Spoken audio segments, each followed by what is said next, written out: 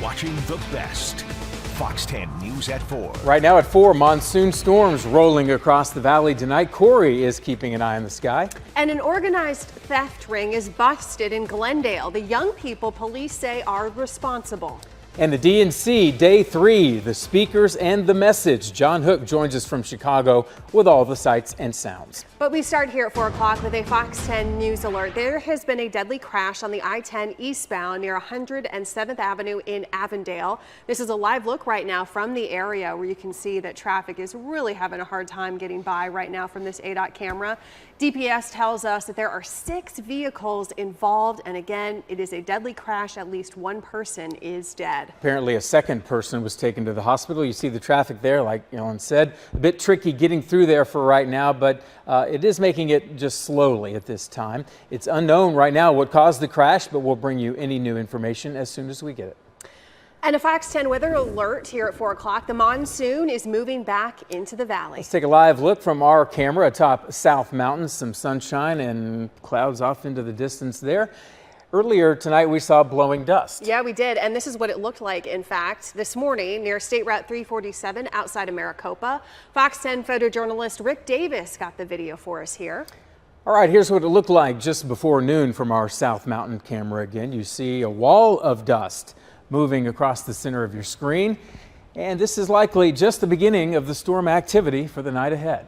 All righty, let's check in with our weather expert, Corey McCloskey. Yeah, Corey, a lot going on right now, huh? It's pretty busy out there. Now, things here in the valley have just started to quiet down a bit. However, they're amped up in many parts of Arizona. It's going to be a dangerous night for some spots. Let's check it out. First of all, here in the metro area, there's just not much shaking at the moment. Earlier, we had some pretty good weather that was starting to crawl its way up the 10, pushing toward or through Casa Grande, but now it's sort of lost some of its punch as it's moved up closer to the valley. We'll get our chance later this evening, but look at this complex of storms just to the northwest of Wilcox. This is intense. We have rain. We have 2 severe thunderstorm warnings out, a flash flood warning out for the same area. And I just want to give you an idea of how intense the rainfall is here. If I can get zoomed in on this particular thunderstorm cell. No, it's not giving it to me there, but we've got rain falling at the rate of about half a foot an hour. So hopefully this won't hang out in the same spot for an entire hour, but we have had some other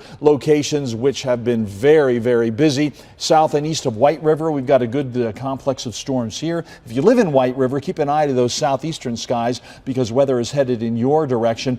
And also, we've had about 3 to 4 inches of rain that has fallen here in this red zone that you see. This would be the flash flood warning. This covers an area called Carrizo Creek. There's a little town called Carrizo just to the north of State Route 60 there, right about where the end of that arrow is on the right side. And the water flowing down through that creek along that mountain ridge, it's going to be pushing a huge wall of debris. That's sort of a flood wave, if you will. So this could be real danger for anyone hiking or camping in that creek bed. So if you know somebody who was headed there today, give them a call because that flash flood warning is out. It's going to be trouble there. It's out there from or until about 8:45 tonight. So keep that in mind. Farther up the way, 2 additional flash flood warnings that you see there in areas that are less inhabited, but nevertheless, we've seen again anywhere from 2 to 4 inches of rain having fallen in these spots there along the Mogollon Plateau. Very, very intense rainfall right now. We got some hail falling there as well. So if you live up in Loop, just north of the 40, you want to keep an eye out because that purplish storm to the south of you, if that pushes through town, it's going to be real trouble. So anyway, we'll keep an eye on all of this and see what it means for the valley for the rest of the evening here in just a few minutes. Ellen? All right, Corey, thank you. Don't forget that you can always track the monsoon and get weather alerts by downloading the Fox 10 weather app. It is free in the App Store for both Apple and Android. Some trouble tonight at McDowell Mountain Regional Park. It's closed because of a wildfire burning inside the park. State Forestry says that they're fighting it with planes and wildland fire crews on the ground. Skyfox was over the park a bit ago and it looks like it was mostly out. There are no threats to any homes at this time. Threats, harassment, and misuse of money, just some of the allegations against the man in charge of prosecuting crimes in Apache Junction that came with an indictment by a grand jury. And now that man known for throwing criminals in jail could be facing time behind bars himself. Fox 10's Lauren Clark is live tonight with reaction. Lauren.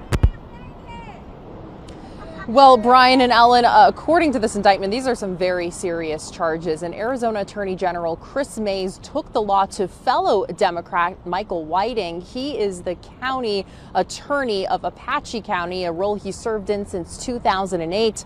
And this indictment really has a lot of it packed in there. For example, 15 pages full, accused in a slew of felony and misdemeanor counts, including misspending public money, theft, harassment, conflict of interest, stealing, destroying, altering, or secreting public records. And Whiting's wife, Jocelyn, also known as Joy in the community, the Apache County School Superintendent, is also charged. The indictment claims she used public funds to purchase an $80,000 SUV, later assigned to the county attorney's office and driven primarily by her husband. The grand jury also found Whiting targeted Joy's political rival by sending him a 190-page anonymous letter accusing him of living outside the county and threatening him with criminal charges if he did not drop out of the superintendent race. The indictment said Whiting was traced back to the package through a credit card. Now, attorney Tom Ryan, a trial attorney and public ethics activist, says his jaw hit the floor when he read this indictment. I've seen a lot. I have to admit, I have never seen anything like this. This was outrageously crazy. And we're going to have more details about this coming up right here live at 5. We're also going to be hearing from residents inside that community and what they have to say. That's coming up. Reporting live, Lauren Clark, Fox 10 News. Lauren, see you then. Thank you. An organized theft ring is broken up in the West Valley. Yeah, police say the string of crimes, they were committed by a group of teens, young guys. What kind of things are you doing for money? Breaking into houses. Glendale police say that these teens committed nearly 4 dozen burglaries between June and August. Police say the teens targeted homes in the overnight hours, often breaking into those homes and stealing items as families were asleep. Some of them were also armed. Last week, police were able to arrest 5 teens tied to these Glendale crimes. The youngest is 14, the oldest is 16. They face charges including burglary, misconduct involving weapons, possession of narcotics, and a lot more. One of the individuals did say he was armed each and every time that he entered the home and he was going to protect himself. So if somebody woke up, he was prepared to use that weapon against the homeowner. So again, these are very brazen acts done by teenagers.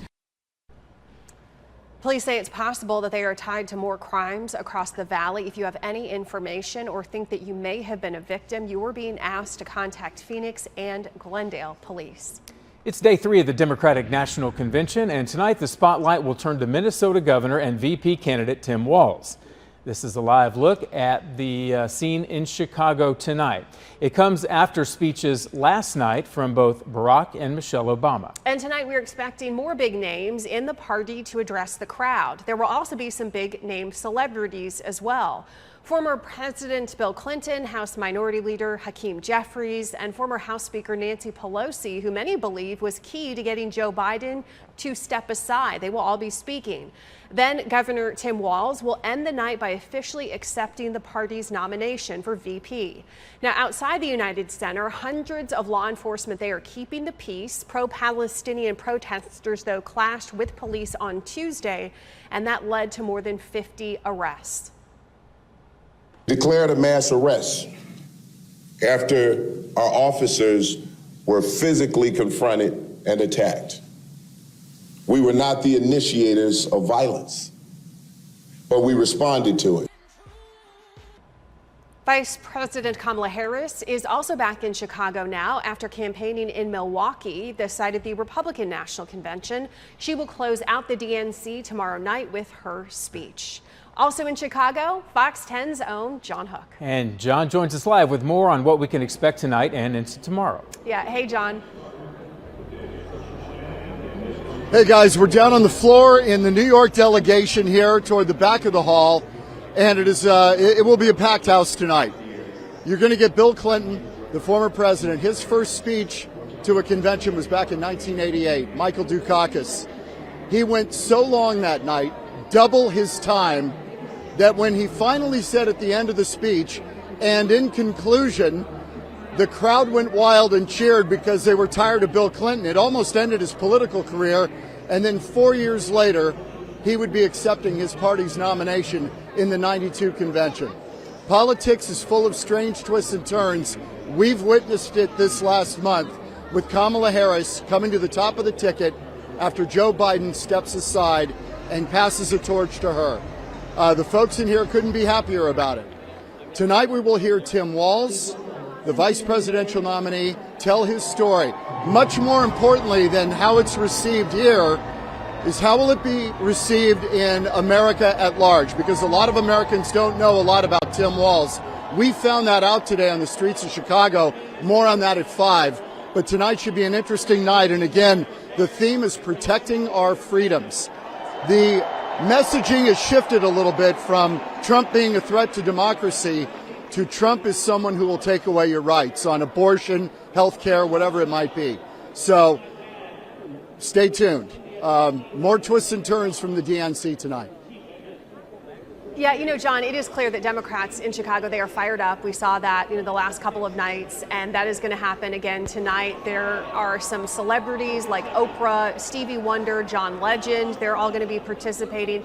But yep. I wanted to get your perspective on the roll call last night, because it was unlike any roll call in the history of a convention. Do you think that could potentially change how roll calls are done, be it for the Democratic Party or the Republican Party? Because, I mean, it's a great example of what a DJ can do to what is typically a boring event. They can liven it up.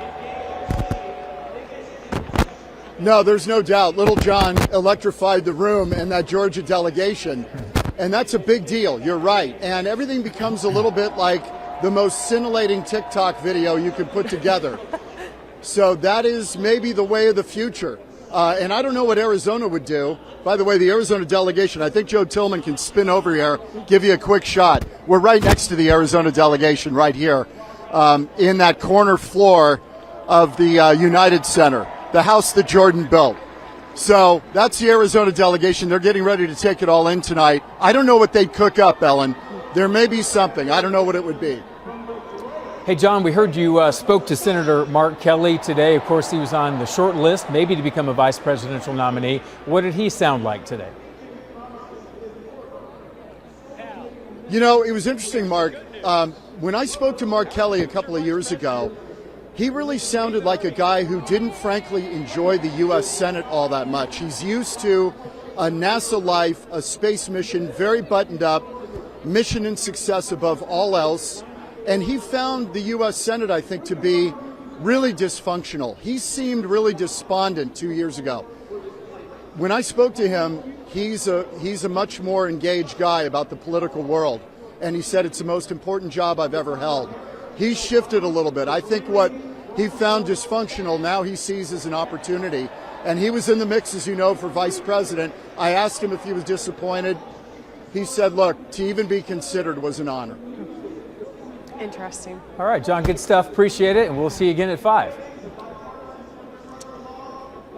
All right, and when Governor Walz is speaking tonight, you can watch it live right here on Fox 10. The coverage will begin at 7 p.m., and he is expected to be on the stage between then and 8 o'clock our time. We will carry it live on air and on our website at fox10phoenix.com. Former President Trump is set to hold a rally in Glendale on Friday and could be joined by independent presidential candidate Robert F. Kennedy Jr. Kennedy's campaign made the announcement today and says he will make a major announcement about his path forward. Fox News is reporting there may be a role for Kennedy in a possible second Trump term and hinted that Kennedy could endorse Donald Trump on Friday. Still ahead, a crime ring where parents used kids to do the dirty work, how it worked and how it was finally broken up. And new rules for the housing industry. What do they mean? And will it kickstart sales?